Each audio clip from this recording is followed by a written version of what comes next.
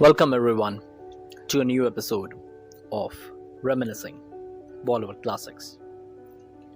There are some films which make you ponder about things which you personally believe in. These films make you question whether what you believe to be just or right is it 100% right, or is there an alternative point of view which has to be considered when you arrive at a rightful conclusion. Sometimes there is no rightful conclusion and it is just your mere opinion. I remember during my hostel days when we used to finish watching a compelling movie during weekends, there used to be discussions till dawn about the movie. Everyone used to come up with their own insights, and sometimes the debates also got heated. Some insights were funny, some were childish, some philosophical, but some actually managed to enhance your knowledge and also gave you an insight about the individual. Today's film is one such film. It raises the question about capital punishment and how abolishing capital punishment is an option which could be considered. In fact, former Union Minister of Law and Justice Mr. Ashwini Kumar was so inspired by Mr. Ashok Kumar's performance that he decided to pursue law as a career. The thespian Mr. Ashok Kumar was so taken aback when he heard it, but he was also happy because never in his 7-decade career had anyone told him that one of his performances was so inspiring that the person decided to pursue the profession as a career. The film I'm talking about is a 1960 classic, Kanoon. The movie tells a story about Judge Badri Prasad, played by Mr. Ashok Kumar, who is famous for never awarding a death penalty. One day, he jokingly makes a bet with a fellow judge that he can commit a murder and get away with it. His errant son is being blackmailed by a rich moneylender Dhani Ram, and one night Dhani Ram gets murdered. The police catch a suspect Kalia red-handed, played by Mr. Nana Palsikar, and the case is considered closed. However, there is a small catch.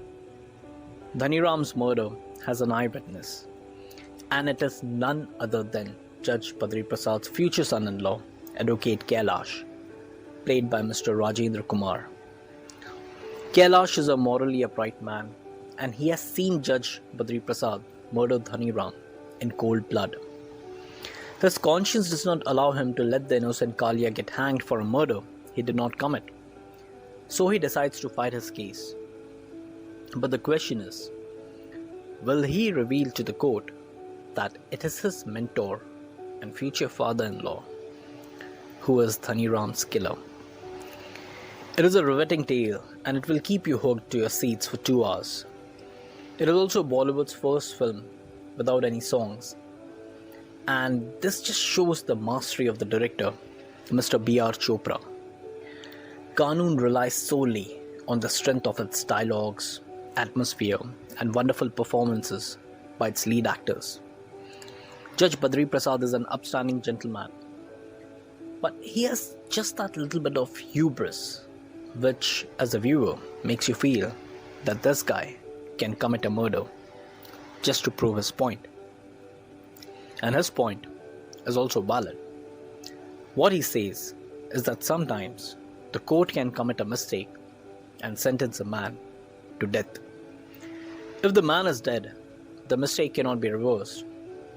But if a man is sentenced to life imprisonment, we cannot give him back his lost years, but at least he can live the rest of his life peacefully. He says, people should not fear death, only God. I read an article in the Indian National Bar Association website, and it stated that Indian judiciary has an extraordinary amount of safeguards to protect innocent defenders.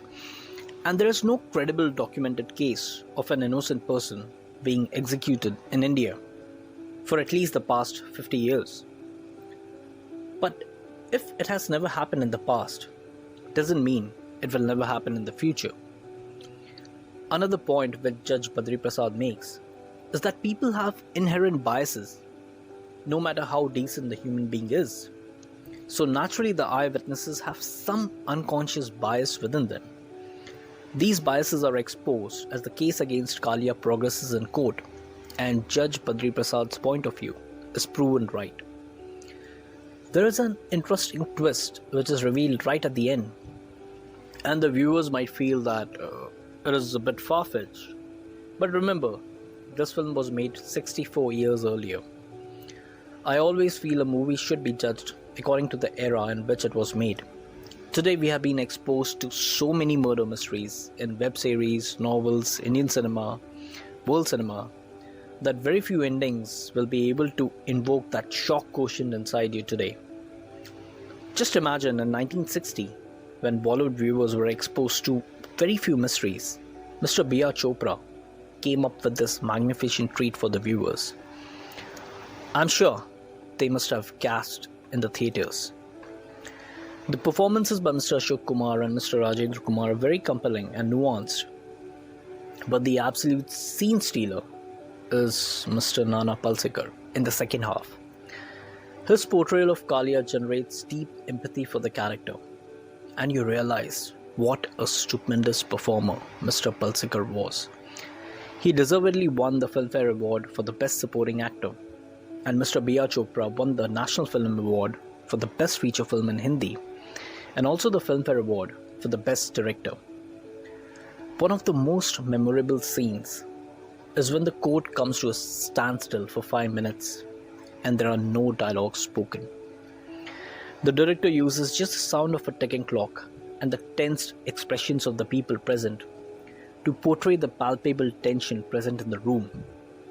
You could cut the tension with a knife. Before this film, I was a believer of capital punishment. In fact, I still am.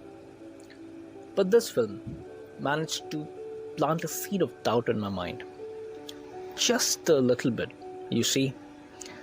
Films are meant to entertain, but some films are so entrancing that they make you think. I wish I'd seen this film in my hostel with my college mates. I can only imagine the fun debate which we would have had. Anyways, those days will never come back. Until next time, folks. Thank you for listening.